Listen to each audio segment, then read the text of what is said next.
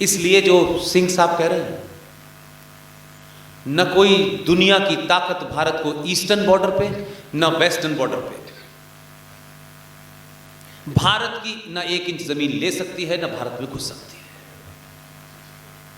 भारत को जहां बाहर से भी आपको खतरा लगता है, उसके मुकाबले के लिए भारत की सेना उन्हें मुंह तोड़ जवाब दे सकती है।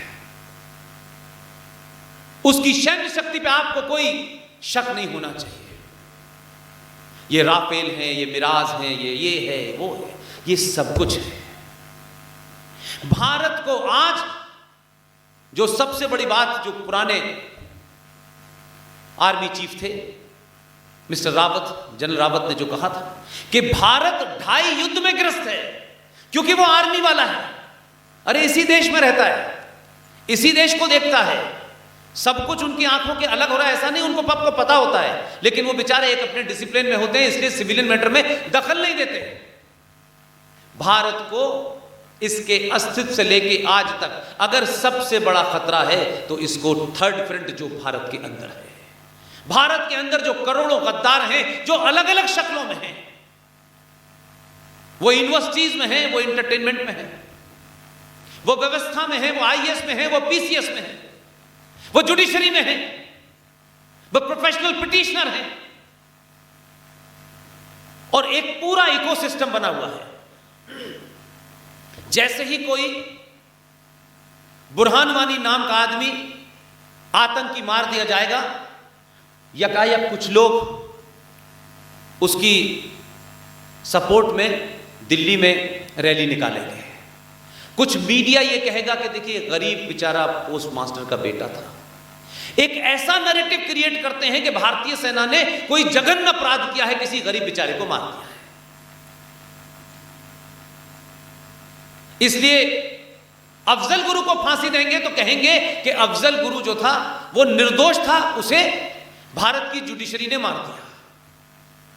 याकूब मेनन को सजा होगी, इसी संविधान के तहत होगी, और वही अल्ट्रा सेकुलर सरकार के दौर में होगी, तब भी याकूब मेनन का फांसी जो है भारत की जुडिशरी का जुडिशियल किलिंग है। ये नैरेटिव बनाते हैं।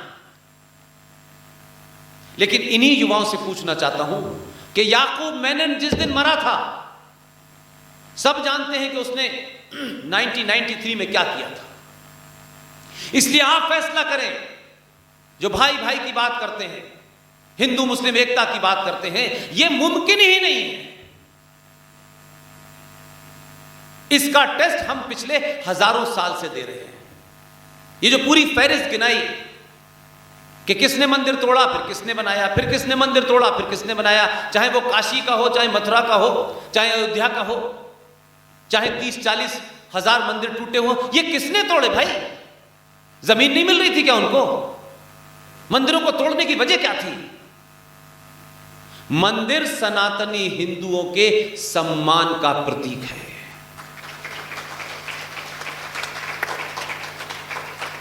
उस सम्मान को तोड़ो। और आप देखिए कि वो कितने शातिर थे। उन्होंने आपके मंदिर तोड़े, तोड़ के वहां अलग मस्जिद बना देते, तब भी कुछ हद तक समझ में आता। उन्होंने हर मंदिर आपका ऐसा तोड़ा है कि मंदिर तो दिखे, बाबा विश्वनाथ पे आप जाएं, जल चढ़ाएं, और इस बात के लिए अपने पूर्वजों को कायर समझें, अपने होने पे आपको इंफिनिटी कॉम्प्लेक्स हो कि जिस बाबा विश्वनाथ के सामने जो नंदी बैठा है, वो नंदी 500 साल से इस बात का इंतजार कर रहा है कि जो उसके सामने बाबा विश्वनाथ होने से ये थे, वहां मस्जिद खड़ी करती है। बार बार आप देखें, इसलिए हर मंदिर को तोड़कर उसके ऊपर मस्जिद बनाइए, ताकि मंदिर रहे, ताकि आने वाली नस्लें इस बात का एहसास करें कि तुम्हारे बाप दादा कायर थे, तुम्हारे सम्मान का प्रतीक, तुम्हारे आस्था के प्रतीक को हमने तोड़ के उस पर मस्जिद बनाई है। यह डेलिब्रेट किया गया। इसलिए 71 की वॉर के हारने के बाद पाकिस्तान ने जब यह पॉलिसी बनाई, ब्लीड इंडिया विद 1000 कट्स, उसके तहत ही आप देखें कि भारत में यह स्लीपर सेल काम कर रहे हैं। भारत को बाहर की दुनिया से कोई खतरा नहीं है। जो अयोध्या में मंदिर आपने लिया है 500 साल के बाद, 150 साल की लड़ाई के बाद आपने लिया, कानून से लिया। इस कानून से आपको मंदिर लेते लेते कई हजार साल चाहिए होंगे, कई करोड़ मोदी और अमित शाह चाहिए होंगे। क्या बाहर से आने वालों ने निमंत्रितों को तोड़ते वक्त कोई कानूनी प्रक्रिया का पालन किया था? क्या आपको यह समझ नहीं आया कि 6 दिसंबर 1992 नहीं होता तो यह मंदिर का फैसला कभी नहीं होता? तो आप किस चीज का इंतजार कर रहे हैं? आप पॉलिटिकली करेक्ट होना चाहते हैं, कोई आपको मानने को तैयार नहीं। आप अपने राष्ट्र को बचा रहे हैं, किसी का घर नहीं लूट रहे। आपके तो भगवान राम जो आपके प्रेरणा के स्रोत हैं, उनका पैगंबर कारवा लूटता था, सबको पता है। रमजानों में लूटता था, तो उसकी लोग कहते थे कि रमजान में क्या लूटना चाहिए, नहीं लूटना चाहिए। लेकिन पैगंबर कमाल का था, बगैर मोबाइल के अल्लाह से बात कर लेता था 632 में। नहीं नहीं, लूटना चाहिए, इसमें कोई बुराई नहीं है, अल्लाह ने कहा है कि इसमें भी लूटना चाहिए, तब वो लूट रहा था। वो उसको अपना पैगंबर मानते हैं। और मर्यादा पुरुषोत्तम राम, जिनकी पत्नी को एक राक्षस उठा के ले गया, गए, अपनी पत्नी को छुड़ाया, वापस लाए, सोने की लंका में से 2 ग्राम सोना लेके नहीं आए। इसलिए उनको मर्यादा पुरुषोत्तम राम कहा जाता है। अगर मर्यादा पुरुषोत्तम राम के बारे में हम ये कहानी पढ़ते कि भगवान राम वहां गए थे और पोटली में सोना बांध के ले आए, हमारे आदर्श कभी नहीं होते। आप उस परंपरा के लोग हैं। जिन लोगों से आपका इनकाउंटर हो रहा है, जरा उनकी किताब तो पढ़ें। आप किताब नहीं पढ़ना चाहते, आपको लगता है ये पढ़ेंगे तो दिक्कत हो जाएगी। आप दुनिया की किताब पढ़ते हैं, वो किताब नहीं पढ़ते, उसे पढ़ें।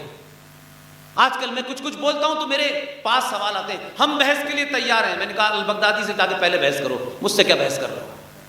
वो कहते हैं आपने कुरान गलत पढ़ लिया। मैंने कहा किसने कुरान गलत पढ़ लिया? जाके बताओ ना। वेस्ट में जो लश्कर तोयबा जैश ए मोहम्मद चला रहे हैं, जो अल्लाह का नाम ले रहे हैं, अल्लाह के नाम से बना रहे हैं, जैश ए मोहम्मद का मतलब क्या है? मोहम्मद की फौज। मुसलमान मोहम्मद का नाम लेकर के आतंकवाद कर रहे हैं, तो मुसलमान को कोई प्रॉब्लम नहीं है। जिस मोहम्मद के नाम से दंगा कर देंगे, आग लगा देंगे आप। कोई कार्टून बना देता है, अरे भाई जिसकी तस्वीर ओरिजिनल नहीं है उसका कार्टून कैसे बन सकता है? ओरिजिनल तस्वीर को कोई उसको खराब कर दे तभी आपको बोलेगा जितेंद्र भाई ऐसा तो होगा नहीं। जब आपकी तस्वीर ही नहीं है तो किसी ने क्या बना दिया, आपको क्या प्रॉब्लम? लेकिन जो लोग कार्टून बनाने पे दंगा कर रहे हैं, वो लश्कर तोयबा का मतलब, जैश ए मोहम्मद का मतलब, मोहम्मद का नाम लेके आईएस के झंडे पे क्या लिखा रहता है ये भी नहीं हम जानना चाहते। वो जो आते हैं ना आपके पास, छोटे भाई का पजामा, बड़े भाई का कुर्ता पहने, इधर उधर की ला, हाँ ये, उनसे पूछिए कि भाई ये तो बता दो, तुम कहते हो कि कुरान का आतंक से कोई संबंध नहीं है, तो जिस मोहम्मद का कार्टून किसी ने बनाया वो गलत है। हम मानते हैं किसी की भावना को क्यों दुखाना चाहिए, लेकिन अगर किसी ने बनाया तो आप तो उसकी गर्दन काट देते हैं। आर तो चार्ली होब्रो ऑफिस में जाते हैं, सबको मार देते हैं। लेकिन आईएस का जो झंडा है उस पे कुरान मजीद का पहला कलमा लिखा हुआ है, ला इलाहा इल्लल्लाह, फिर नीचे लिखा है मोहम्मद रसूल अल्लाह। ये तो कुरान शरीफ का कलमा है। मुसलमान उस झंडे को लेकर के गोली चला रहे हैं कश्मीर में, हर जुमे की नमाज के बाद उसको दिखा रहे हैं। इस पे मुसलमानों को शर्म नहीं आती? उनको गोली नहीं मारते कि तुम हमारे मोहम्मद का नाम बिगाड़ रहे हो? तो कौन ज्यादा गुनहगार है, डेनमार्क वाला या ये मक्कार मुसलमान? इसलिए नहीं बताएंगे सूरह नंबर 9 आयत नंबर 5 में क्या लिखा हुआ है। मुझे ज्ञान जरूर देंगे, टेलीफोन पे मार देंगे, ये कर देंगे, वो कर देंगे, रोज। उनके हिसाब से तो मैं कई बार मर चुका हूं।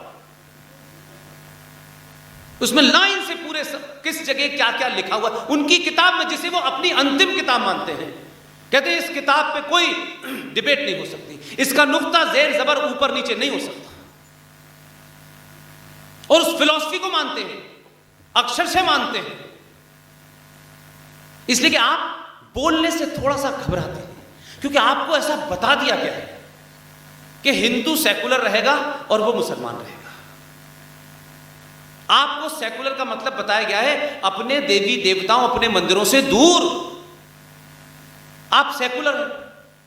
उन्होंने कहा सेकुलरिज्म का हमसे कोई मतलब नहीं है, हमारे लिए पहला और आखिरी अल्लाह है और मोहम्मद है, उसके बताए रास्ते पे हम चलेंगे, इस कुरान शरीफ में जो लिखा है वो हमें करना है। कहां कंफ्यूजन है? आप में कंफ्यूजन है। तो इस कंफ्यूजन को आपको दूर करना है, उनको दूर नहीं करना। इसलिए मैंने कहा कि आपके शहर का जो शायर था वो बार बार एक शायरी बहुत गाता था और हमारे सारे हिंदू भाई ताली बजाते थे। मैं तो अपने यूनिवर्सिटीज के डेज से सोचता था, यार इसमें ताली बजाने की क्या बात है? कोई आदमी आपको गाली दे रहा है और आप ताली बजा रहे हैं। वो अच्छा हुआ चला गया, नहीं तो अभी भी ताली बजा रहे होते लोग। वो एक शेर पढ़ता था कि जो आज साहिबे मसनद हैं, इसका मतलब समझ में आया किसी को इस ऑडियंस में? जिसकी समझ में आया हाथ उठाए। 1 2 3 4। अब आप सोचिए, इतनी लर्नेड ऑडियंस है, ये बात मैं अपने भाषणों में कई बार समझा चुका हूं कि हम कहां किस कंफ्यूजन में जी रहे हैं। वो ईमानदार है, वो सच्चा मुसलमान है जो कुरान शरीफ को मानता है, जो कुरान शरीफ में लिखा हुआ है जो उसको मानता है, वही सच्चा मुसलमान है। जो कहता है नहीं नहीं ऐसा नहीं है, वो मक्कार है, झूठा है, फरेबी है, फ्रॉड है। ये जो मसनद होता है गोल तकिया, जिसे गांव तकिया भी आप लोग कहते हैं, जिसे अक्सर आपने नेहरू जी को देखा होगा खेलते हुए। पुराने जमाने में सत्ताएं जमीन पे बैठ करके राजा चलाते थे, कुर्सी मेज पे नहीं चलाते थे। तो जो उस तकिए पे बैठते थे टेक लगा करके, वो राजा होता था। इसलिए उसको इन शब्दों में किया गया कि जो आज साहिब मसनद हैं, यानी जो लोग आज मसनद पे बैठे हुए हैं, यानी सत्ता, वो आपसे कह रहा है 1947 से लेकर के जब तक गया नहीं, रोज आपसे कह रहा है कि जो आज साहिब मसनद हैं ये किराएदार हैं, मकान मालिक नहीं है। ये 1947 से आपने मुगलों के नाजायज बंदिशों से जो सरकार ले ली है, आप सरकार पे काबिज हो गए हैं, ये किराएदार हैं, ये मकान मालिक नहीं है। रोज आपको बताता था कि ये परमानेंट नहीं है, ये नेहरू हैं, ये शास्त्री हैं, ये राजेंद्र प्रसाद हैं, अब ये आ गया, ये टेम्परेरी हैं, ये किराएदार हैं।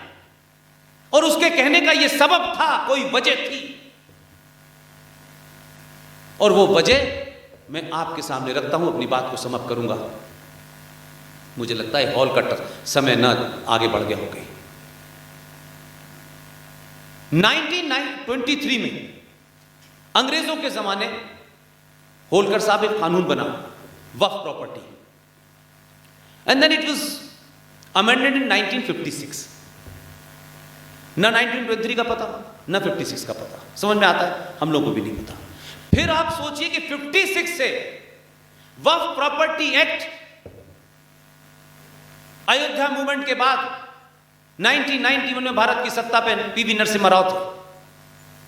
उन्होंने अपने दौर में जो 2 जघन्य अपराध किए और खामोशी से हो गए, और इतने भयानक हुए कि आज जहां इस हॉल में आप बैठे हैं, इसी हॉल में अगर आप नहीं जागे, जो लोग समझते हैं कि ये मकान हमने ले लिया है, ये 500 गज का प्लॉट है, इसमें 2 गार्ड लगे हुए हैं, बहुत सारे ताले लगे हुए हैं, ये 15 साल के बाद आपके नहीं है।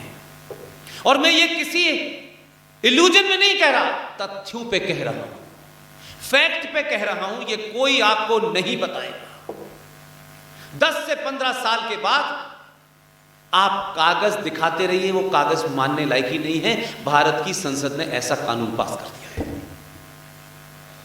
1995 में वक्फ प्रॉपर्टी एक्ट में अमेंडमेंट हुआ, मुसलमानों को खुश करने के लिए, क्योंकि बाबरी मस्जिद का मामला गड़बड़ हो गया था।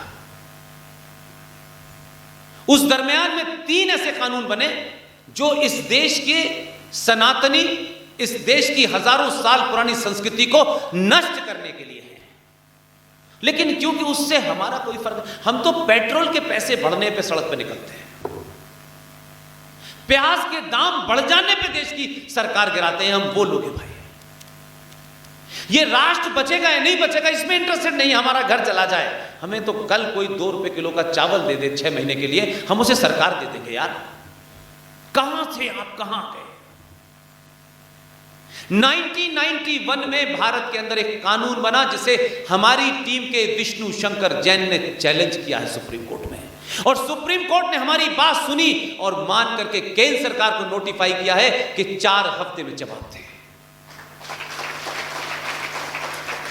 ये गुस्सा, ये जोर जोर से बोलने के पीछे एक ही बात है कि अगर आप सब लोगों ने साथ नहीं दिया, ये मशाल आगे नहीं बढ़ाई, तो हम कोई बहुत अमृत पी के नहीं आए हैं कि हमको ये करना, ये सबको करना है। ये हम सबके सामूहिक तौर पे और इंडिविजुअली अस्तित्व का झगड़ा है। शर्मा जी के मकान में आग लग गई तो वर्मा जी को कोई प्रॉब्लम नहीं है, वर्मा जी के मकान में आग लग गई तो यादव जी को कोई मतलब नहीं है, और धीरे धीरे मकान जलते जा रहे हैं। 1991 में एक कानून पास हुआ और उस कानून के तहत यह कहा कि प्लेसेस ऑफ वर्शिप एक्ट 1991, इसके तहत यह हुआ कि आपने, क्योंकि अयोध्या मूवमेंट बहुत पीक पे था, तो अयोध्या को उन्होंने उससे निकाल दिया, उस कानून से अयोध्या को बाहर कर दिया और कहा कि कानून बन गया और संसद में पास हो गया, और उस कानून का नाम है प्लेसेस ऑफ वर्शिप एक्ट 1991। यह एक्ट क्या कहता है? यह एक्ट कहता है कि 15 अगस्त 1947 को जितने भी उससे पहले आक्रांता लुटेरे आए थे, उन्होंने जितने भी मंदिरों को तोड़ करके मस्जिदें बनाई हैं, गुरुद्वारों को तोड़कर चर्च बनाए हैं, मठों को लूट करके उस पे चर्च बना दिए हैं, जो पिछले 700-800 साल से थे, इनकी स्थिति यथावत रहेगी। ये एज इट इज ही रहेंगे, स्टेटस इसको रहेगा, इसमें कोई रद्दो बदल नहीं होगा। इसका मतलब यह है कि आज मेरा घर कोई लूट ले, मेरे घर पे कोई कब्जा कर ले, और भारत की पार्लियामेंट ये कानून बना दे कि आपके मकान पे जो कब्जा किया है, ये स्थिति अब ऐसे ही रहेगी, उससे आगे की बात करिए। तो ये जो 30-40 हजार मंदिर टूटे हैं, ये जो गुरुद्वारों को लूटा गया है, इन सबको आपने कहा 15 अगस्त तक जो थे ऐसे ऐसे ही रहेंगे। हमने कहा भारत की पार्लियामेंट को ये कानून बनाने का अधिकार ही नहीं है कि जो प्रॉपर्टी का मालिक है, यानी 47 से पहले मेरे बाप दादा नहीं थे क्या,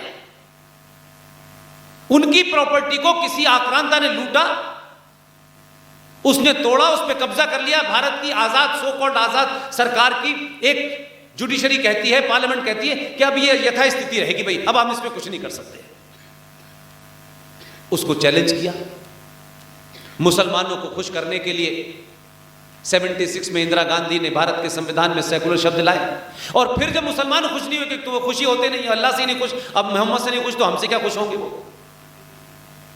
उनको खुश करने के लिए 1993 में जिस सरकार ने भारत के संविधान को लिखित में सेकुलर बनाया, लिखित में सेकुलर बनाया, क्योंकि उससे पहले तो सेकुलर था ही नहीं, उसी सरकार ने 1993 में एक ऑर्डर पास किया और